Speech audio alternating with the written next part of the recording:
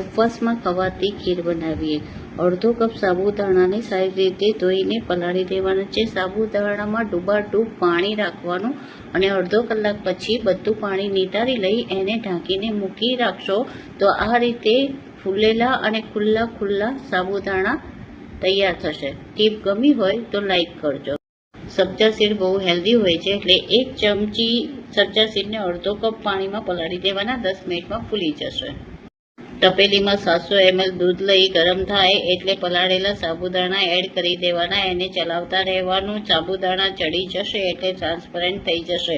હવે એમાં 5 ચમચી ખાંડ, જુલિયન ડ્રાયફ્રૂટ નાખી હલાવી લેવાનું। ગેસની ફ્લેમ ઓફ કરી દેવાની, રૂમ ટેમ્પરેચર પર ઠંડુ કરી હવે એમાં સબ્જા સીડ, ઇલાયચી પાવડર નાખી ફ્રીજમાં ચિલ્ડ કરી લેવાની।